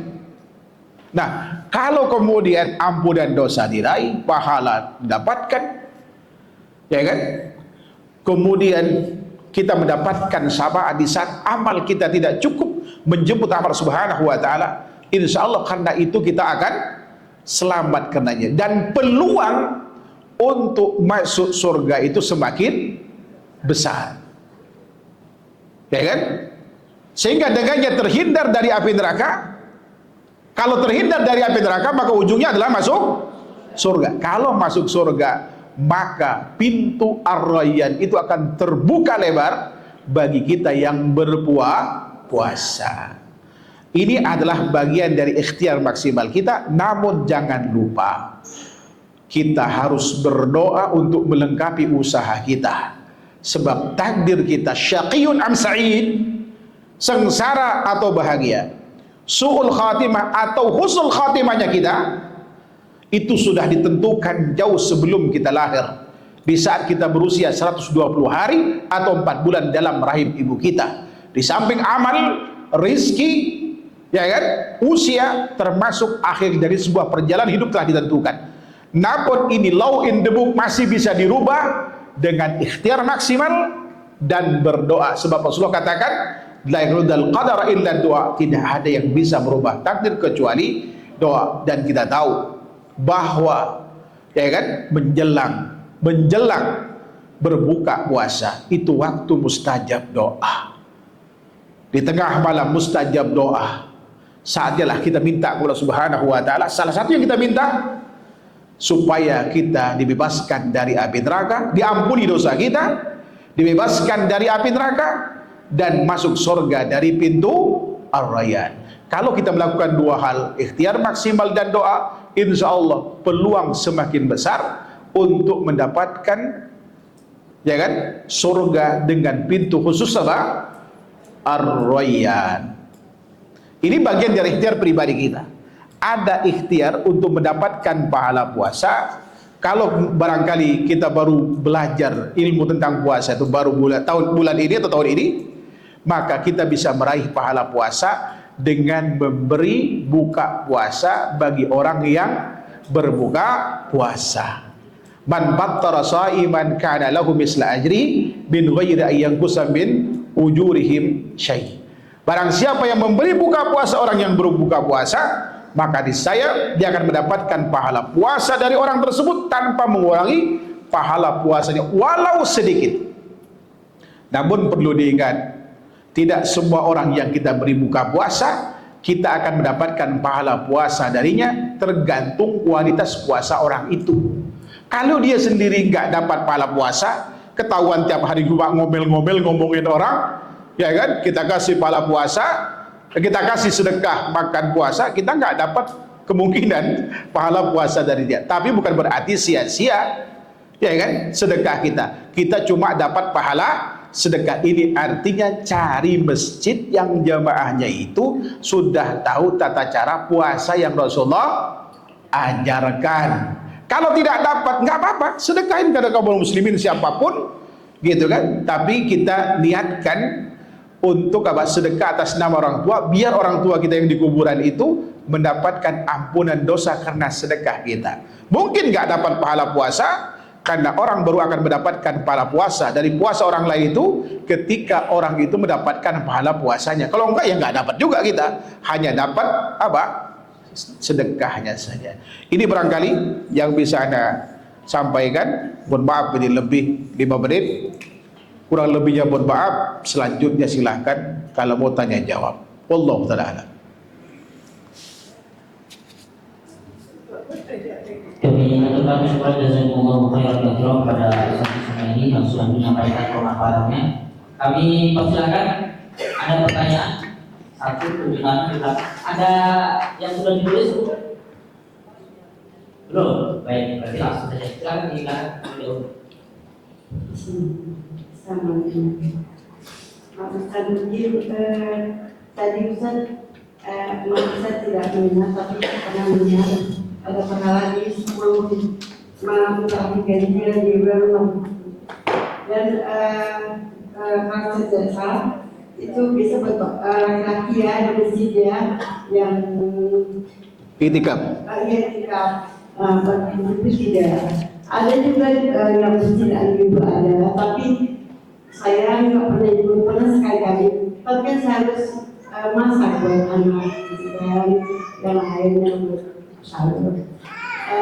Bagaimana caranya biar sama ibu juga dapat pahala seperti itu? Mungkin saja bisa. Karena kalau ya ini kok laki-laki bisa pahala besar, maka bukan itu enggak bukan. Nah, itu besar bagaimana gitu? Biar ibu juga sama besar pahalanya seperti itu bapak-bapak. Baik. Iya, mungkin pertanyaannya bagaimana cara mendapat keistimewaan pahala di 10 terakhir di saat kita sebagai wanita tidak bisa beritikaf karena sibuk ya kan memasak buat anak dan kebutuhan suami. Taib. Lailatul Qadar itu malam istimewa. Malam di mana satu amal yang lakukan itu sama dengan 1000 bulan, kurang lebih 84 tahun. Jadi kalau kita melakukan amal itu sama dengan 84 tahun. Pertanyaannya ada, apakah kemudian orang yang akan mendapatkan keistimewaan ini hanya orang yang beritikaf di masjid? Jawabannya tidak. Hanya peluang bagi mereka yang beritikaf jauh lebih besar dibanding dengan yang tinggal di rumah. Karena kalau yang di rumah itu kadang-kadang udahlah nanti saya ingin baca Quran, insya Allah habis tidur malam. Ternyata bablas sampai subuh. Ya Pak tidak? Tapi andai kata ibu melakukan baca Al-Quran di rumah, habis tidur bangun, ya kan? Qadarlah malam itu turun Lailatul Qadar, salah satu dari malam-malam ganjil, maka ibu akan mendapatkan keistimewaan itu. Sekalipun ibu di rumah, hanya minus pahala itikaf ibu nggak dapat. Tapi kalau di malam itu juga ibu sholat, ibu kemudian melakukan apalagi ibu terhalangi untuk melakukan itikaf itu karena ingin memberikan makanan, mungkin ada nyumbang di masjid dan seterusnya. Ketika mereka dapat pahala itikaf, ibu pun dapat pahala dari mereka. Ibu pun dapat pahala dari mereka yang melakukannya.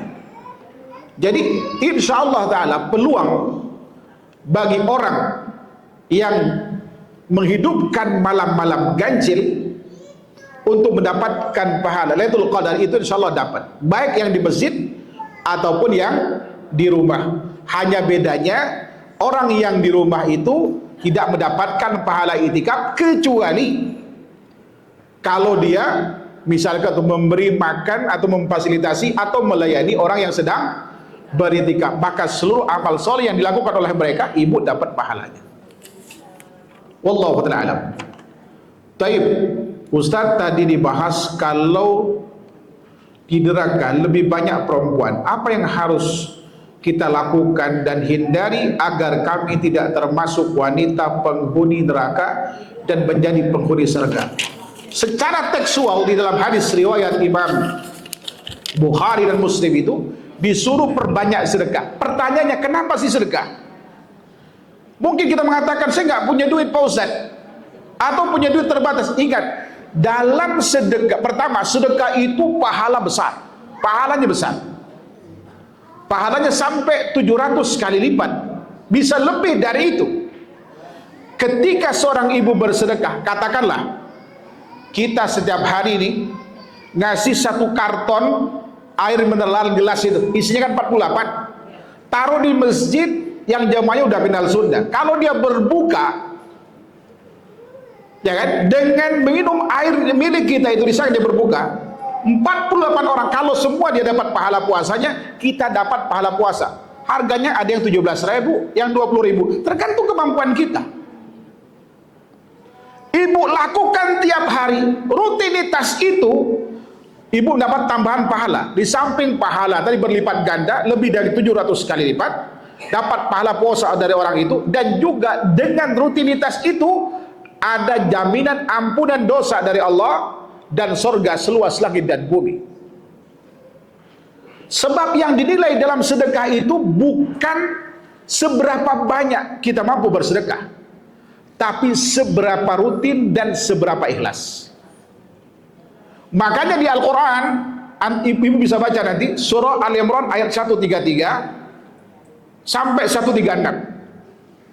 Allah menyetarakan orang yang berderma dalam kondisi lapang dan berderma dalam kondisi sulit, pahalanya sama. Ya kan? Yang berderma dalam kondisi lapang, katakan kaya, tapi dia rutin. Dia miskin, dia butuh, tapi dia mau berderma dan rutin. Tentu nominalnya beda kan? Tapi Allah setarakan pahalanya. Yaitu ada ampunan dosa dan surga seluas langit. Nanti baca ayatnya dari ayat 133 sampai 136 surah Al-Imran. Kalau kita tiap hari mampunya hanya ngasih, ya kan? Ayat mineral tadi 48, tinggal 20.000 kali 30 hari. Berapa? 600.000. Ampunan dosa didapatkan, pahala berlipat ganda didapatkan, pahala puasa didapatkan, di situ ada surga juga. Makanya jangan pernah meremehkan kita berbagi buka puasa sekecil apapun. Ya kan, peran kita di situ lakukan. Jangan menunggu banyak, nggak enak, malu saya kalau cuma punya cuma 20.000. Jangan. Lakukan. Siapa tahu dari yang kecil itu kita dapat pahala besar dibanding dengan yang 100 juta setiap hari. Itu tahu nggak? Itu yang nanggung makanannya di masjid itu sebulan penuh saya donasi 100 juta. Emang dari awal udah nggak ikhlas. Ini tidak lebih baik dibanding ibu yang ngasih hanya air, ya kan? Jangankan orang lain, kadang-kadang ngasih tahu suami pun nggak berani kan? Apa yang dibanggakan dengan 20.000? Semua orang mampu melakukannya. Justru karena itu kita mendapatkan nilai keikhlasan dari amal yang kita lakukan itu. Makanya Allah Subhanahu wa taala, Rasulullah SAW tadi menganjurkan kepada ibu agar terhindar dari perbanyak sedekah. Orang yang rajin sedekah biasanya hatinya itu bersih. Dia nggak akan irian dengan orang lain. Ya kan? Walaupun dia beli tas mahal juga, Louis Vuitton juga, gitu kan, Hermes juga, nggak akan iri dengan orang lain. Dia memang kebutuhan dia itu, tidak ada masalah, dia mampu kan. Tapi beda dengan orang yang kikir, pelit, bin medit. Ya kan, ketika ngelihat tetangganya beli tas, itu mah KW. Iri masalahnya. Suami beli mobil, tetangga beli mobil baru, paling itu korupsi. Yang satu aja belum selesai kredit. Direnovasi rumahnya sama itu. Wah, itu mah sombong-sombongan aja, pada dia minjem duit dan segala macam. Karena iri. Tapi orang yang suka berderma, dia nggak akan lakukan itu. Kenapa? Karena orang iri itu karena pengen seperti dia. Tapi kalau orang yang sering berderma, dia ngapain iri? Sebetulnya dia mampu, tapi duitnya itu kena banyak diinfakkan di jalan Allah Subhanahu wa taala. Makanya kenapa di akhirat itu ketika dinampakkan pada seorang tempatnya di mana di neraka, yang diingat apa? Pengen hidup ke dunia, ingin melakukan sedekah. Sebagaimana soal munafiqun itu. Laula akhartani ila ajarin qalil fa saddaqa wa akum minas salihin. Wa akum min apa? Fa saddaqa wa akum minas salihin. Aduh, andai kata Allah itu berkenan menangguhkan kematianku walau sebentar, aku ingin melakukan sedekah supaya saya termasuk golongan orang yang saleh. Kenapa yang diingat sedekah, Pak, Bu? Karena ini sedekah yang paling sulit dilakukan, tapi bagi mereka yang mampu melakukannya, ya kan, dia akan mendapatkan banyak hal. Sedekah misalkan tuh ke anak penghafal Quran, yatim, dengan yatimnya dekat dengan Rasulullah di surga. Dia hafal Quran. Ibu mungkin nggak bisa baca dengan lancar, tapi dia hafal karena kita membiayai dia. Kita dapat pahala. Hafal 30 juz kita dapat pahala. Kita biayain 10 sampai 100 orang, sejumlah itu kita dapat pahala. Bagi orang kaya yang ngerti agama, tidak ada bisa yang menyaing mereka dalam hal amal. Makanya 8 dari 10 orang yang dijamin masuk surga itu pengusaha kaya, 2 miskin, Zubair bin Awam dan Ali bin Abi Thalib. Ya kan? Dan yang paling tinggi orang yang mendapatkan derajat Allah Subhanahu wa taala adalah orang kaya yang soleh. Innamad dunya li arba'ina, pada kata Rasulullah. Dunia itu hanya dimiliki hanya oleh 4 orang. Yang Rasul sebutkan pertama kali, abdin razaqallahu mahla wa ilma wa yattaqi bihi rabbah wa yasidu bihi rahimah fa huwa bi afdalil manazil. Ini penggalan hadis dari Imam At-Tirmidzi dari Ibnu Kabas Al-Anmari. Apa kata Rasulullah? Sungguh, kan? Pertama, ada seorang hamba yang diberi harta dan ilmu Allah Subhanahu wa taala. Dia bertakwa dengan ilmu dan hartanya, dan dia menyambung silaturahim dengannya. Orang ini mendapatkan kedudukan paling tinggi di dunia dan akhirat. Lihat sahabat Nabi yang 8, Abu Bakar, Omar, Osman, Abdurrahman bin Auf, Talha bin Ubaidillah, Sa'ad bin Abi Waqqas. Ini pengusaha-pengusaha kaya. Bagaimana di dunia? Di dunia harta melimpah ruah, kedudukan mereka raih, bahkan ada yang menjadi Amirul Mukminin, ya kan, jadi khalifah. Di akhirat dijamin masuk surga. Apakah ini hanya berlaku bagi mereka? Tidak. Kalau kita melakukan apa yang mereka lakukan, insya Allah kita mendapatkan hal yang sama. Wallahu ta'ala. Apa saja yang kita, apa ini? Tulisannya dokter ke apoteker. Apa saja yang kita siapkan untuk melakukan iktikaf di masjid pada 10 malam terakhir? Bacaan apa saja, urutannya? Terima kasih. Baik. Ya, tidak ada bacaan khusus. Pada saat kalau doa yang diajarkan oleh Rasulullah kepada Aisyah, ya kan? Ya Rasulullah, apa yang kami harus baca ketika kita menyambut Lailatul Qadar? Rasulullah katakan kepada beliau, katakan, Allahumma innaka afuwun tuhibbul afwa fa'fu anni. Perbanyak doa itu. Selebihnya perbanyak baca Al-Quran. Selebihnya perbanyak baca Al-Quran. Dan di samping itu berdoa kepada Allah Subhanahu wa ta'ala. Karena itu waktu mustajab doa, di mana apapun kita minta Allah akan kasih kepada kita. Sebagaimana hadis riwayat Muslim, Rasulullah pernah bersabda, Inna Allah tabaraka wa ta'ala yanzilu fi kulli sulusi lail akhir ila sama'id dunya fayaqul anal malik man dalladhi yad'uni fastajibu lahu, man dalladhi yas'aluni fa'utiyah, man dalladhi yastaghfiruni fa'utiyah, man dalladhi yastaghfiruni fa'ughfir lahu, atau kama qala alaihi salatu wassalam. Sungguh Allah tabaraka wa ta'ala turun ke langit terdekat setiap sepertiga malam terakhir dan berkata, saya raja, saya raja. Barang siapa yang berdoa kepadaku, pasti aku akan kabulkan.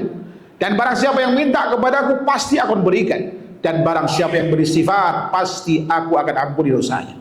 Oleh karenanya, di bulan Ramadan, manfaatkan waktu dari awal sampai terakhir, dari semua amal yang disyariatkan, ya kan, insya Allah akan terampuni dosa kita.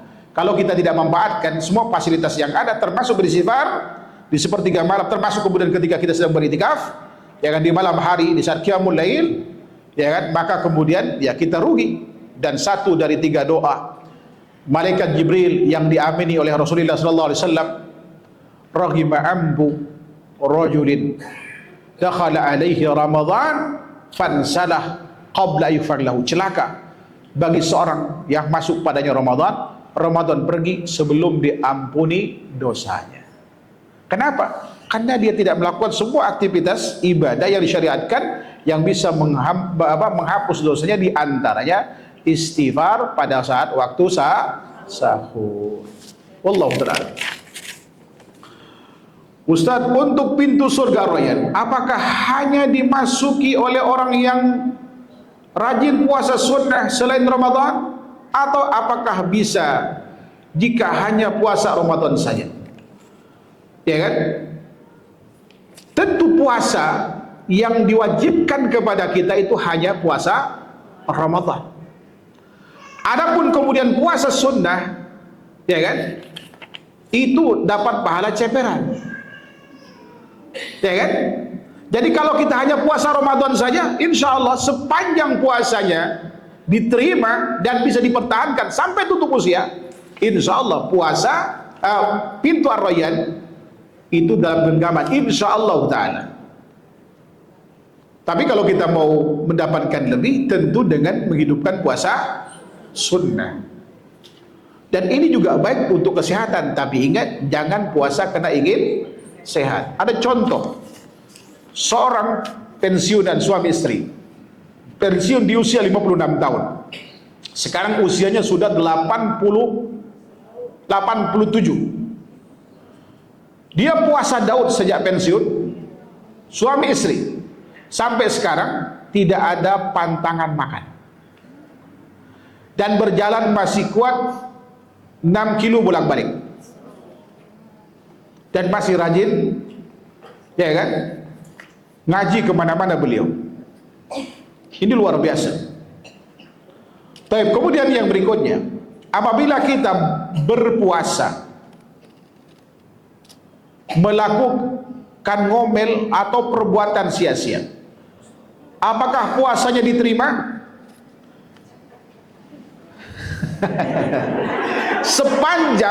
sepanjang bukan soal diterima ya, sah apa tidak gitu, ya kan? Sepanjang tidak melakukan yang membatalkan puasa, maka puasa tetap sah. Hanya masalahnya pahalanya sempurna atau tidak. Bahkan bisa nggak dapat pahala puasa sama sekali, tapi tetap sah, tetap diterima, tapi nggak dapat pahala puasa.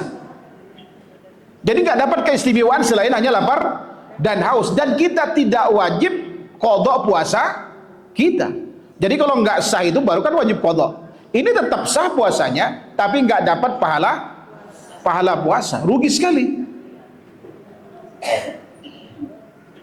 Apakah mendapatkan pahala puasa?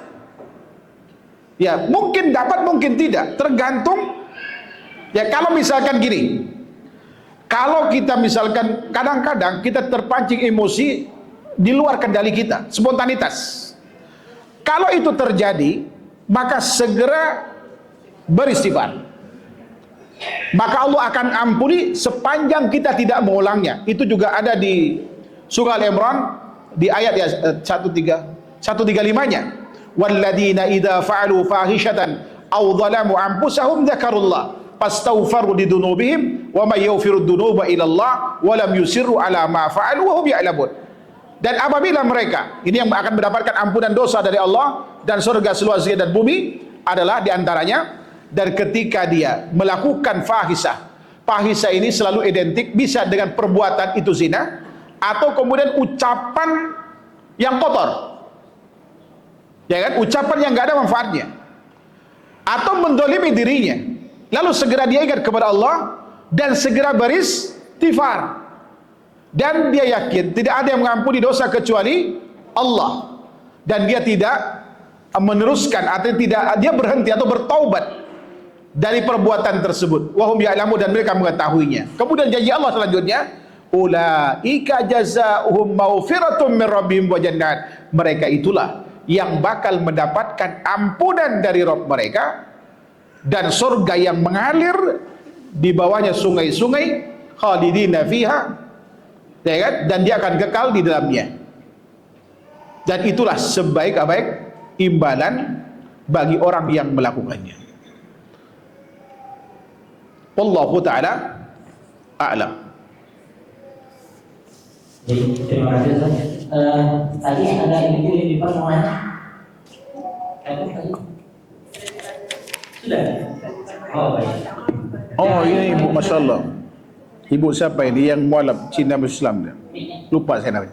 Yang haji kemarin kan? Ibu belakang. Dia. Saya ingat wajahnya. Ya.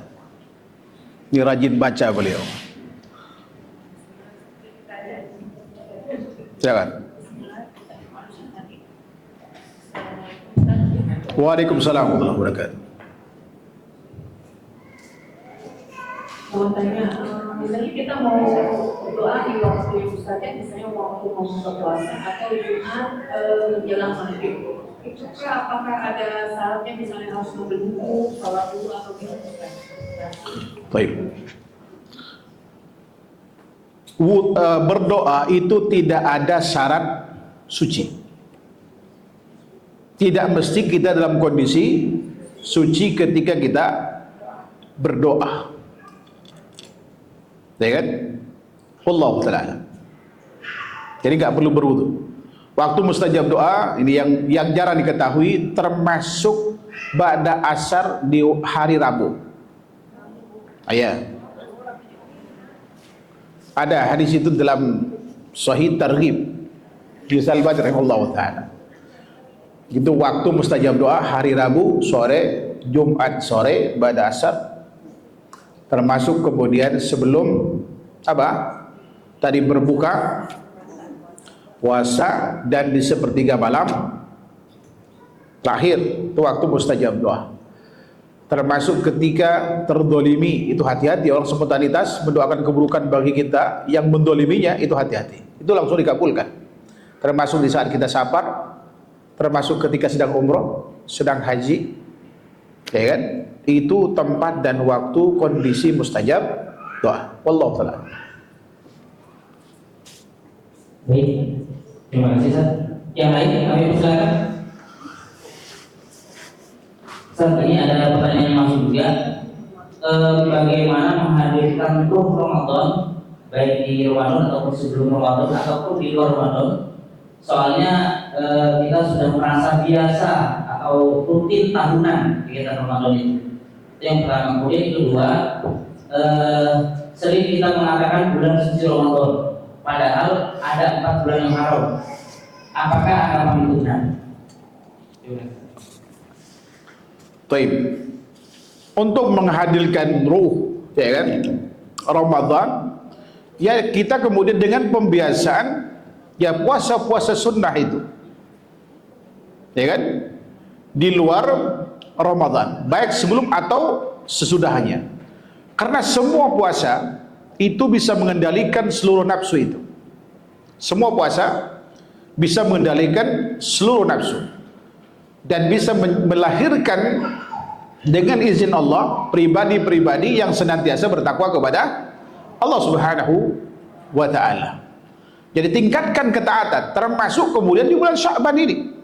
Nabi kita Muhammad SAW di bulan Sya'ban ini, kata Aisyah, itu sering berpuasa.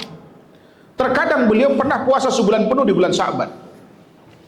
Ya kan? Pernah puasa sebulan penuh di bulan Sya'ban, namun tidak rutin, tidak seperti bulan Ramadan yang dilakukan setiap tahun sebulan penuh. Tapi pernah beliau lakukan sebulan penuh. Sebagaimana hadis dari Imam Bukhari dan Muslim dari Aisyah radhiyallahu anha, beliau pernah berkata, "Lam yakunin Nabi sallallahu alaihi wasallam yasumu min asy-syahr aktsar min Sya'ban. Wa kana Nabi sallallahu alaihi wasallam yasumu Sya'ban kullah." Rasulullah tidak pernah, kata beliau, melakukan puasa dalam satu bulan itu lebih banyak daripada bulan Sya'ban. Dan bahkan dulu pernah beliau puasa sebulan penuh.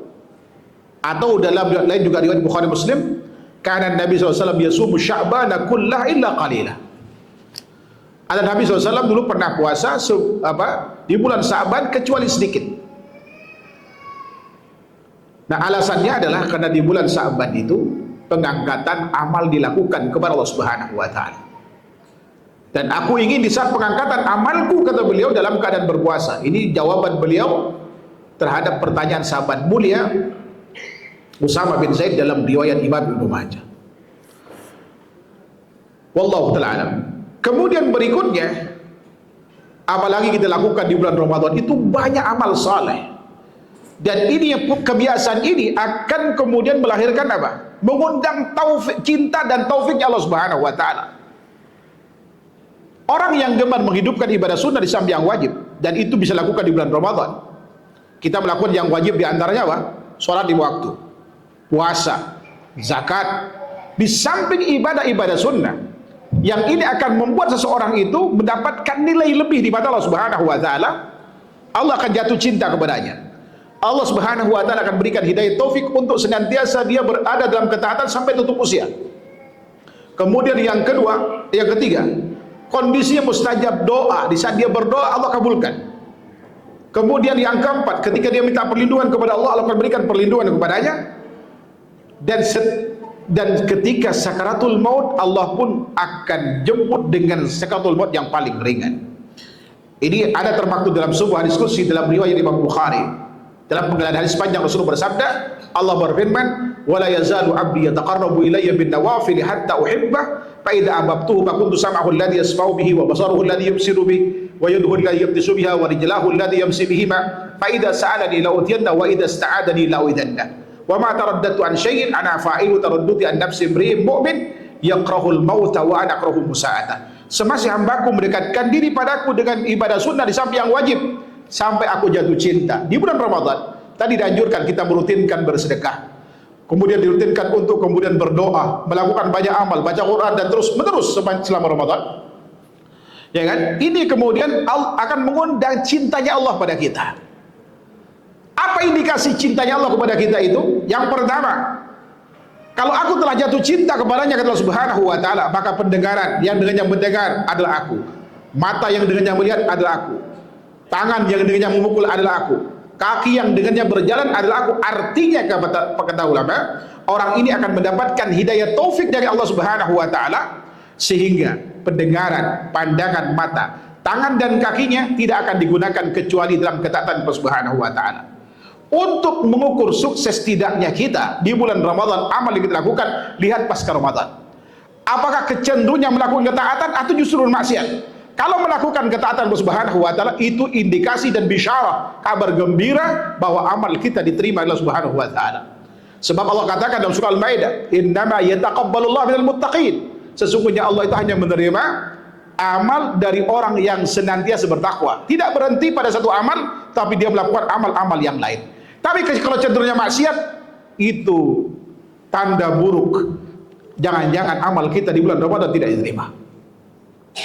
Nah, tidak cukup sampai di situ. Hidayah taufik kita dapatkan, kondisi kita mustajab doa, maka kita masuk dalam kategori apa? Orang saleh. Dialah waliullah yang sebenarnya. Walau kita tidak punya pesantren, kita bukan keturunan siapa-siapa, yang pasti kita keturunan Nabi Adam, ya kan? Keturunan Arab maklum, ya, karena hidung kita pesek. Ya kan? Tapi dengan kesalehan itu mustajab doa, hati-hati. Maka salah satu dari 3 tawasul syar'i yang dibolehkan, di samping tawasul dengan asma dan sifat, tawasul dengan amal saleh, adalah tawasul dengan orang soleh yang masih hidup. Siapa dia? Apakah kiai, ustadz, habib? Tidak, bukan itu kriterianya.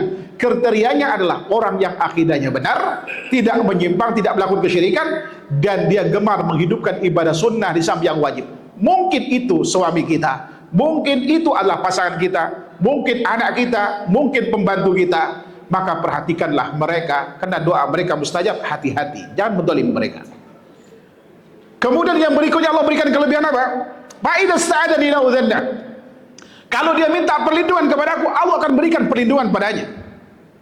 Saya tidak cukup waktu untuk menjelaskan bagaimana, kan? Apa namanya?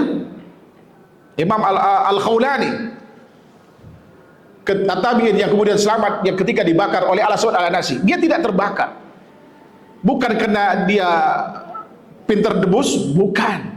Tapi karena kesalehan, Allah berikan pertolongan dalam kondisi yang tepat, Allah turunkan karamah, dan Allah selamatkan dari bara api. Jangankan api menyentuh badannya, pakaiannya pun tidak disentuh oleh api, dan dia sholat dan berdoa di tengah bara api yang membuat musuh-musuhnya yang membakarnya ketakutan. Jangan doaku bukan buat kami, katanya. Dia ketakutan.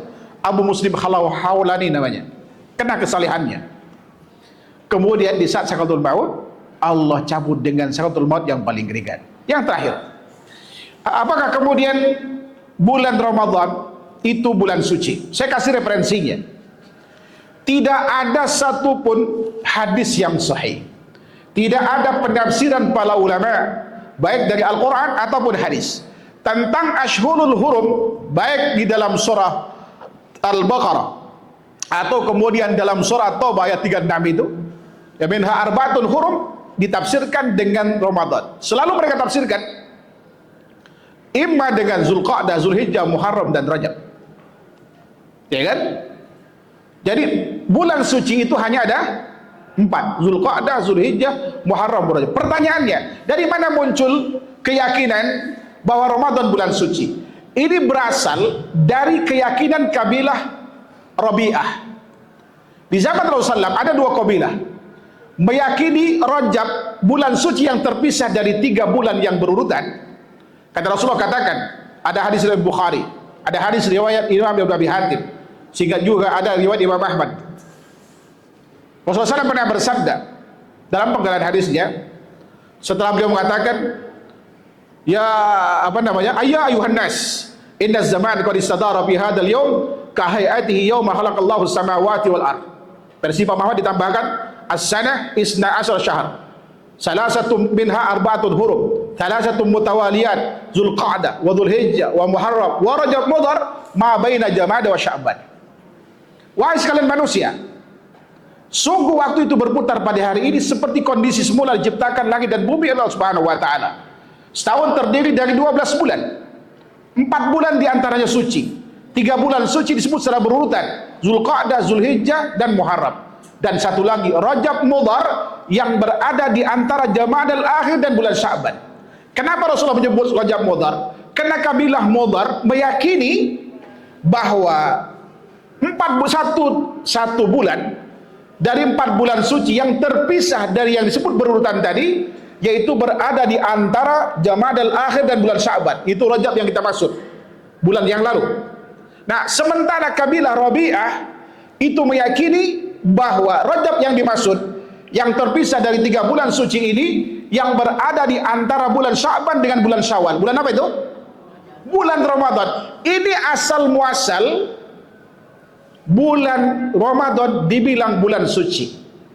Namun yang betul yang dikatakan Rasulullah, yaitu bulan Rajab itu yang berada di antara Jamadal Akhir dan bulan Sya'ban, yaitu yang diyakini oleh kabilah Mudhar, bukan yang diyakini kabilah Rabi'ah. Sehingga orang yang menjadikan keyakinan kabilah Rabi'ah dengan yang mengatakan sebagai dasar untuk meyakini dan mengatakan bahwa Ramadan sebagai bulan suci tidak benar.